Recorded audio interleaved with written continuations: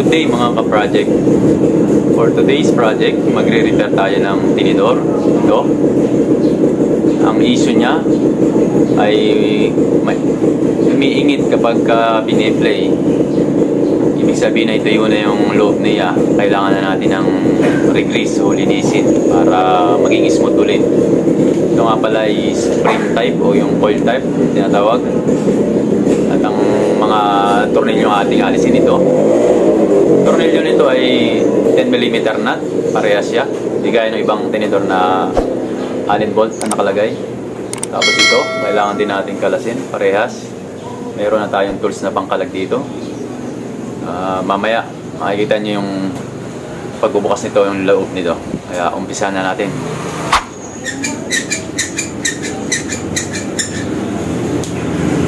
Ayun, tumutunog siya mga ka-project. Yun yung ating aalisin.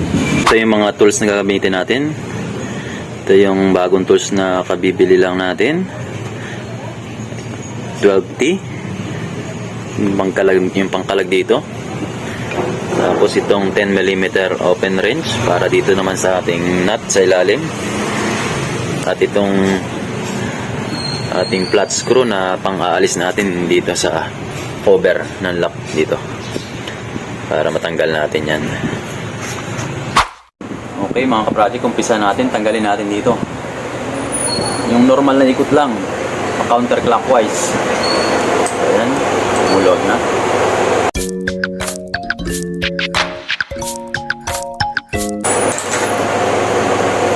Ito tayong lagayan.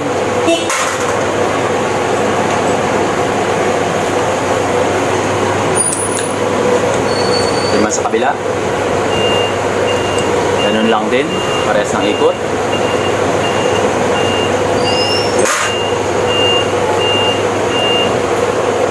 Nakasugutin natin.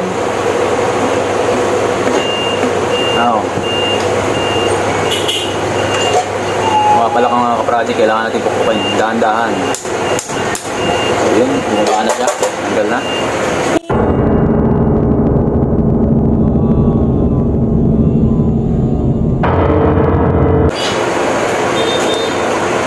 Madumi na siya.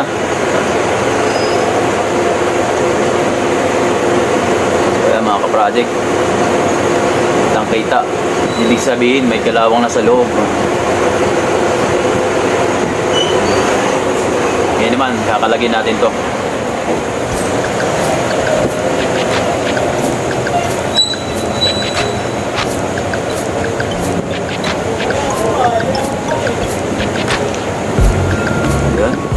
Natin.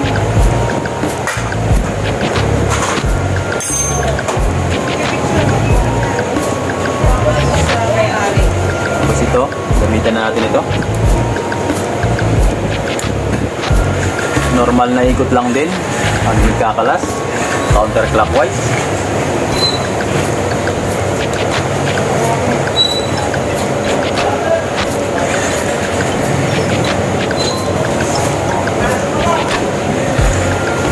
Ito mga ka-project, plastic lang to.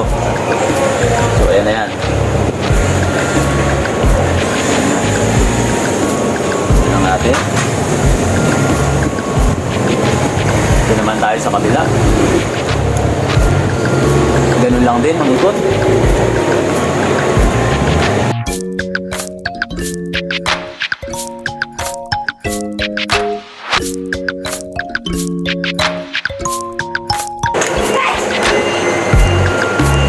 Cover niya.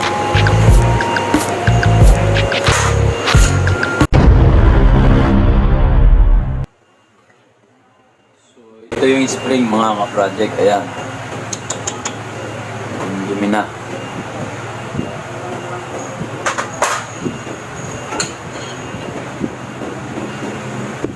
Tapos itong loob din to, kailangan natin linisin. Parehas.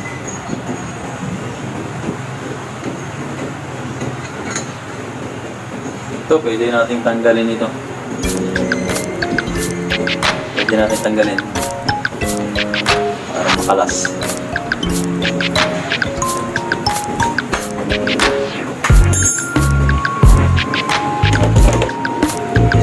Kita natin ang plies.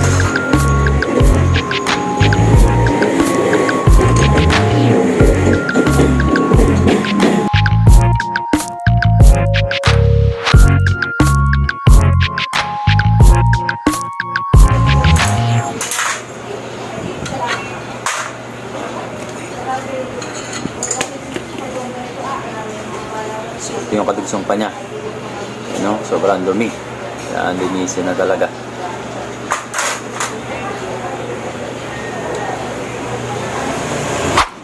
Ayan na po mga ka-project, yung ating kinalas na tinidor.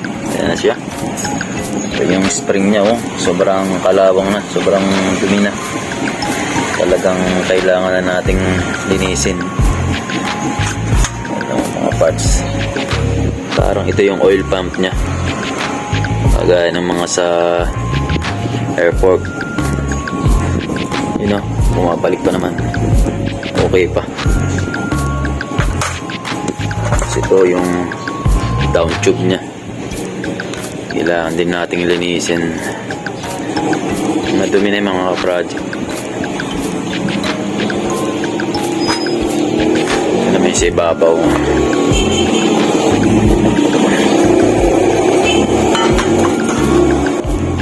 May lang at meron tayong kompresor, mas madali nating malilinis ito. Tutuyuin natin. Kung wala naman kayong mga kompresor, wala kayong panghangin, pwede nang basahan dyan pagka wala na talaga. Susulot nyo lang gamit yung may manipis lang kayo na pang ano, para maisuksok sa loob. So yan, lilinisin ko na siya para maikabit na natin ulit.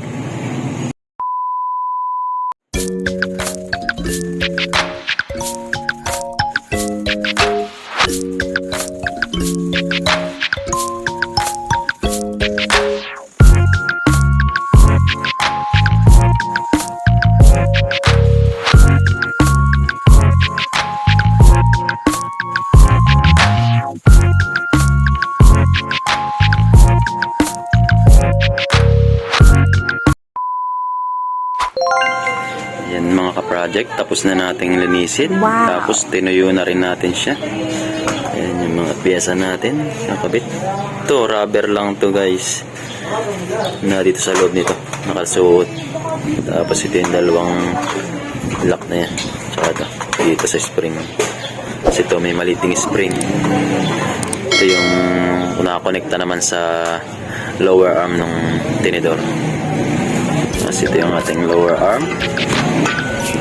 Ayan po yung loob. Medyo nalinis naman. Saka yung upper arm ng tinidor.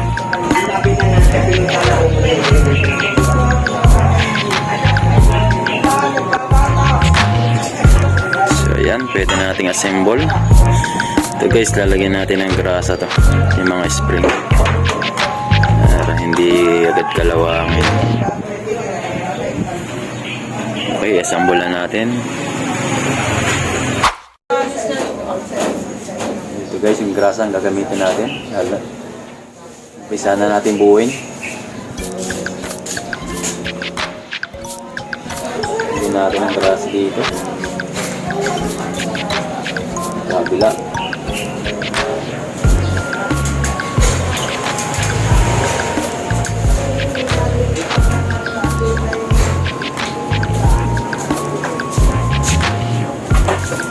Natin ang grasa ito.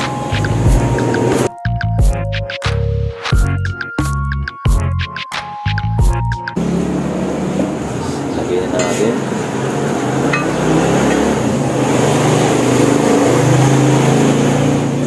May beds pala ako.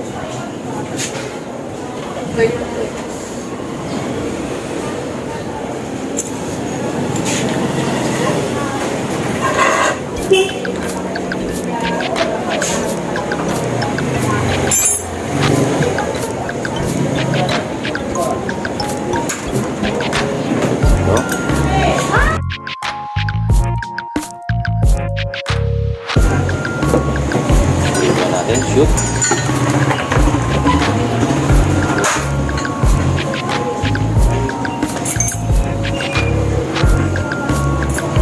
Pasok lang natin sa loob to.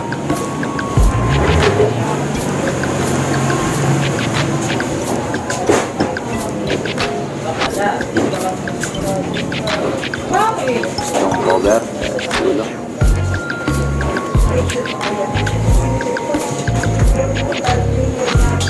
Kasi ibabaw lang.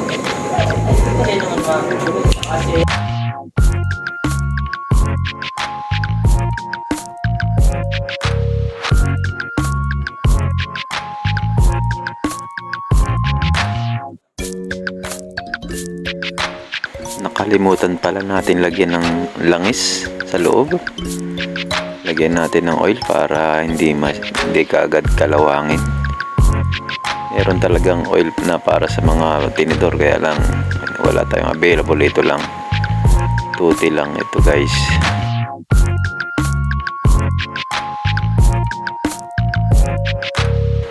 Okay, tapos na. Lagyan na natin itong cap. Itin lang natin ng maayos gamit ulit itong ating tools.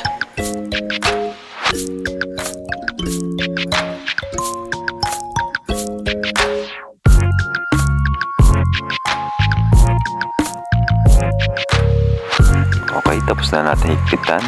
Punasan lang natin ng konti. Susunod natin ikabit yung lower arm. Ito nga pala yung stopper nya. Lagay na natin. Ito yung nag-i-stop ng play ng fork dun sa lower arm.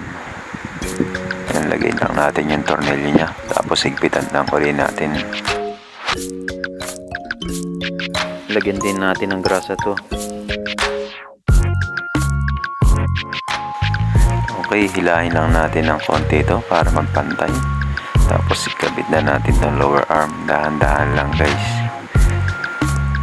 Dapat parehas nakalabas yung lalagyan ng nut. Okay, parehas na nakalabas. Lagay lang natin yung nut. Tapos higpitan lang ulit natin.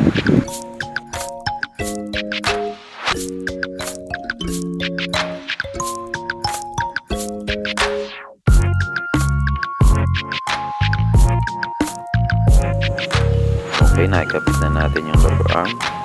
Ini naman yung ating lockout. Ito yung ginakapitan ng lockout guys. Nilagyan ko yan guys ng grasa para hindi mag-stuck. Tapos ito yung cap nya, yung lock. Ilagay lang natin paturo sa unahan. Sound check ulit natin mga ka-project. So ayun, nawala na nga yung tunog. Okay na. Pwede na natin ibalik. So ganun lang. Kapag umiingay yung mga tinidor natin, malamang madumi na yung loob, tuyo na. Kaya linis lang ang katapat. Shoutout nga pala sa may-ari ng tinidor na ito, kay Kuya Nildo at sa anak niya si Carl Michael. Malalakas tumipa dito sa amin. Salamat sa pagtitiwala at ilakan mo pinagawa ito. Abangan nyo guys yung susunod na mga bubuksan kong ibang klaseng fork. Merong air fork at susubukan ulit natin magbukas na isa pang coil type. Kaya salamat. Safe ride. Kay Master Julius. Kaya po siya.